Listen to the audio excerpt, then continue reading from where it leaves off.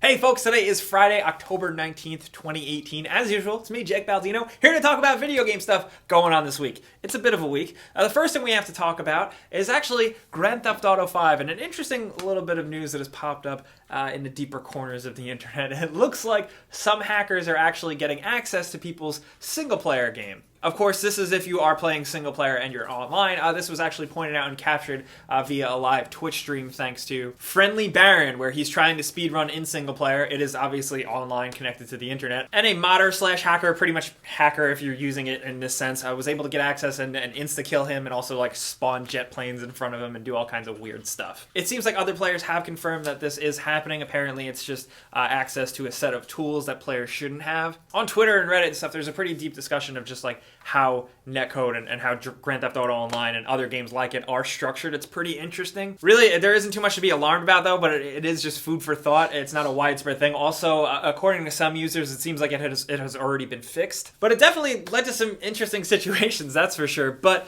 speaking of that, it looks like Sony has issued a fix for their malicious message bug, where people were accessing a random message in their PSN and it was suddenly crashing their console. There was reports that it was bricking certain consoles, but a lot of people just received widespread crashes. One of PlayStation's help accounts did tweet out that they fixed it. It can't happen anymore. But also, we linked it in the description below as everything else we talk about. If you want to just be extra precautious, there's a way you can boot it up in safe mode and clear some things out. So if you want to be extra safe, whether you are affected or not, I think that's a good idea. Me personally, I'm still not looking at my messages for another week or two. Did you get my PSN message?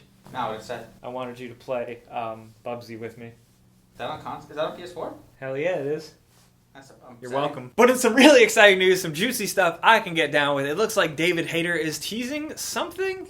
He's done this before and it's led to small things, but David Hayter, the voice actor for Solid Snake, legendary voice actor I'd say, had a little teaser conversation with Robin Atkin Downes, the voice actor of Miller. They had a little tweet exchange. You can see it here obviously, and I like that David Hayter tweeted a Godfather 3 gif because you don't see that enough. I wouldn't even say enough, it's not that good, but still. Just when I thought I was out, they pulled me back in. Classic phrase. I'm really curious to see what goes down with this. Like I said, don't get your hopes up. We have no idea what it could be, but it could be literally anything. It could be Konami taking the Metal Gear property and continuing to go on with it, or it could be Robin Atkin Downes and Hayter working on a new fan thing, which they have both kind of done before. I'm definitely curious to see what you guys think it could be in the comments, though, just because the prospects are kind of exciting, especially for me as a big Metal Gear fan. I eat all this shit up. But speaking of eating shit up, linked in the description below, I always like to try and give you guys some reading material. David Hayter himself actually recently just penned a small article talking about the days leading up to him getting the role of Solid Snake in the original Metal Gear Solid in 1998. It's just a short essay. It's a little bit braggy, and I wish it was a little longer and detail-oriented, but I could just take any Metal Gear details that I can get, and it's just cool to hear where he was at in his career when he got what is still essentially the part of a lifetime. And in some smaller news, just to keep things balanced, I feel like this has already been kind of a Sony-heavy episode. Xbox has announced that Crysis 1, 2, and 3 are going to backwards compatibility. That's dope, because Crysis 1, the port is okay, and Crysis 2 is really, really good. Everyone's kind of divided on Crysis 3. Are you down with Crysis 3 or not? That was part of the year of the bow. That was the bow game. I was down with that. Yeah. But this next big story we have to talk about is fascinating. It's this dude right here. This gentleman holds the Guinness World Record for the most PlayStation Platinums. Hakan Karim is from Bahrain, and he earns apparently 300 Platinums a year. This is just a really interesting story from Kotaku, just how he got to that level, how he lives his life. Apparently now he has more than 1,700 trophies, and he said one of his favorite and most challenging ones was a Max Payne 3 trophy, believe it or not. One of my favorite games, to get through the whole game in a certain period of time and without dying. He said it took him 20 hours to get through it. It required a lot of skill. I still think damn, that's not a lot of time, man. Good on you. His first platinum was apparently Uncharted Drake's Fortune in 2007, and man, this guy has come a long way. The article is really interesting. You should read it. Interestingly enough, apparently he has a side gig earning platinums and trophies for people. People will give him some cash to get that one trophy or that one platinum they're missing. That's insane. I kind of feel like that defeats the purpose of the whole thing, but I mean, hey, if he's really good at it, and if people are willing to pay, I don't know, would you ever do that? Next up, we got some cool stuff to run down in case you missed it. Battlefield 5 dropped a single-player trailer. Interestingly enough, the coolest thing is that apparently it's narrated by actor Mark Strong, who is awesome. I thought the Battlefield 1 single-player vignettes were really cool, and I wanted to see more of that, so I'm hoping Battlefield 5 takes it to a new level. It looks like weird, interesting side stories of like parts of World War II we haven't seen before. It's also probably mixed with a lot of fantasy and stuff. I don't know. There has been a couple of previews out there of people who have gotten their hands on it. They're kind of all over the place, but I'm gonna have to judge it for myself when the game drops next month. Not only that, we also have the launch trailer for Red Dead Redemption 2. That game is coming out next week. Can't believe it. Super hyped. The trailer's cool. Not only that, but I don't know if you guys saw the news. Apparently, due to supply shortages, some smaller brick and mortar mom and pop stores won't be getting shipments of the game until November. So just keep an eye out if you are the type to buy from a more local, more indie game store as opposed to like a Best Buy or a Target or something like that. Definitely give them a ring and see what's up. That's a very, very unfortunate situation for everyone. That totally sucks. Also, last week, Hitman 2 teased the announcement of their first elusive target with like a profile that was darkened out. And a lot of people guessed that it was Sean Bean, and they revealed it, and it turns out everybody was actually right.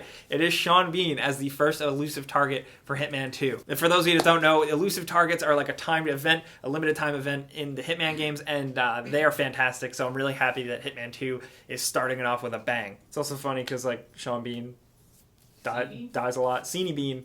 Good old Scene Bean, as we call him. You know, we haven't talked about like cool gaming tech in a while. A lot of times we would feature that as one of our main stories. But I always take an excuse to talk about VR, so check this out. This was developed by scientists in Zurich, and these are essentially new haptic feedback VR gloves. Now, there are other people attempting this, but these seem to be the most sensible application. The way it works, it has like regular haptic feedback motors for vibration and stuff, but it also has metal wires throughout your hand that, when stimulated with electricity, will become rigid and stay to essentially simulate your fingers not being able to move if you're basically grabbing something. That's kind of cool. The way it's described, I'm not smart or like a scientist or anything, but it just reminds me of like how the cape works in Batman Begins, but that's besides the point. These gloves are actually really lightweight, and they're called the Dexters or Dextrous. And it just generally seems like the first VR gloves that aren't like these big bulky things. It's all basically in the fabric and the actual like skeleton of it. This is of course a complete prototype. I don't think we can get our hands on this anytime soon,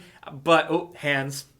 Nobody heard that? Okay, never mind. At the very least, points to some innovation and maybe a brighter future for more tactile, tangible VR. I'm all about it. But that's all the stuff we got to talk about this week. We're ramping up to make a lot of Red Dead videos, so excuse us. But I want to talk to you guys about everything. First of all, what do you think David Hayter is teasing? Is he going to come back as Solid Snake? Is he going to come back as Big Boss? What is going on? Not only that, were you one of the people affected by either that weird GTA single-player exploit or that PSN messaging bug? I definitely want to hear your stories, your horror stories probably. Hopefully you're alright. I'm sure you're alright. It's not like the console explodes. And since we did talk about trophies and stuff, I want to ask you either Steam achievements, PSN trophies, Xbox achievements. What is your favorite and most proudest moment of getting one of those? Even if you're not the type to really hunt for them, what's your favorite? Let's talk about all the gaming stuff going on this week down in the comments. We'll be down there talking to you guys as much as possible. But of course, if you got anything else for me, hit me up on social, Twitter, Facebook, and Instagram at Jake Baldino. Of course, we also got a roundy bunch of crew over at discord.gg/gameranx if you want to hang out over there if you're looking for a cool Discord. Since they are selling games now, the store is actually pretty cool. I think it's worth checking out. That's not like an endorsement or anything yet. We don't even know where it's going to go, but still. And of course, if you enjoyed this video, clicking the like button helps us out a ton. We really appreciate it. And gotta say, thank you guys for coming around every Friday and watching us yap about stuff. You should know that we're also live every Tuesday, 4 p.m. Eastern, live streaming, talking about video games and stuff. So stick around for that too if you want. Now we gotta do that console giveaway we do every single week. You know how it goes down by now. There's a link in the description below. You click it to sign up. You enter once, then you're entered for good. And then every single week, we go in and randomly choose one person to win a free console of their choice. And this week's winner is going to be right here. Congratulations. Be sure to keep an eye on your inbox, your spam box, stuff like that, because Tom's going to be reaching out to you to figure out how to send you your free stuff. Now we're going to leave. Now I'm going to say, hey, you should subscribe, hit that notification bell. Pizza's on me. See you guys later. It's funny because like I'll just leave that at the end, so people will watch the video and they'll get to the part where I do the giveaway. And then in the comments, they're going to be like, where's the giveaway? But they're going to realize if they just watched another 30 seconds, giveaway's right there. You going to leave it in that order? Yeah, why not? Let's mess with them.